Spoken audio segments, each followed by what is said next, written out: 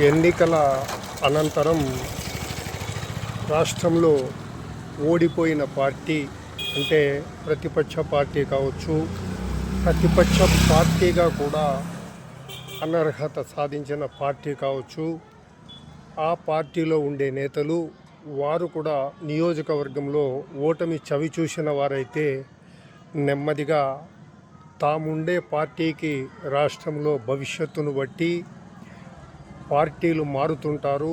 మళ్ళీ శాసనసభ ఎన్నికల్లోగా ఇటువంటివి జరగడం సాధారణ విషయం. అయితే మన రాష్ట్రంలో ప్రస్తుత పరిస్థితిని మనం గమనిస్తే కాంగ్రెస్ పార్టీ ఉన్నప్పటికీ గత ఎన్నికల్లో ఆ పార్టీకి వచ్చిన ఫలితాలను బట్టి చూస్తే కాంగ్రెస్ అన్నది నామమాత్రంగా మనం పరిగణిస్తే అతిశయోక్తి కాదేమో.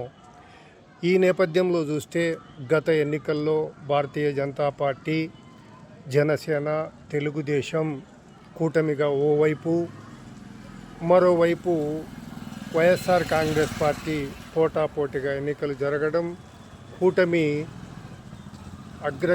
అగ్రశ్రేణి ఫలితాలు సాధించడం, కేవలం 11 స్థానాలతో వైఎస్ఆర్ కాంగ్రెస్ పార్టీ ఓటమి చవిచూసిన నేపథ్యంలో ఇక తర్వాత చూస్తే పరిస్థితులను బట్టి జనరల్గా అయితే ఇంకొక పార్టీ అంటే రాష్ట్రంలో ప్రభుత్వం ఏర్పడి దాదాపు 2 సంవత్సరాలకు చేరువలో ఉంది, ఏడాదిన్నర దాటింది.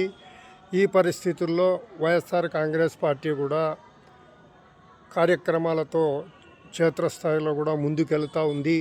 అయితే ఆ పార్టీకి ప్రజల్లో ఉన్న ప్రజాదరణ గత ఎన్నికల్లో సాధించిన గణనీయమైన పరాజయం తర్వాత కొన్ని చోట్ల పార్టీలు, కొంతమంది నాయకులు వైకాపాను వీడి అవకాశం ఉంటే ఇంకో పార్టీలో చేరడం అనేది సాధారణం. అయితే ఇప్పుడు రాష్ట్రంలో ఉన్న పరిస్థితులు చూస్తే ఉంటే వైకాపాలో ఉండాలి లేదా కూటమిలో ఉండాలి. మరి వైకాపాలో ఉండి గతంలో కూటమి నేతలను తూర్పారబట్టిన వారికి కూటమిలో అవకాశం వస్తుందా అంటే అది ఆశనిపాతమే, అది అవకాశాలు కూడా తక్కువే. మరి ఈ కోణంలో చూస్తే చాలామంది రాజకీయ నాయకులు, వైకాపా నేతలు అవకాశాలు ఎలా ఉన్నా కూడా వారికంటూ ఒక ప్లాట్ఫామ్గా వైకాపాలోనే ముందుకు వెళ్లాల్సిన పరిస్థితులు కనిపిస్తున్నాయి. మరి ముందు కూడా పరిస్థితులు ఏ విధంగా ఉంటాయి అనేది కూడా ఈ సందర్భంగా మనం తక్షణం పరిశీలిస్తే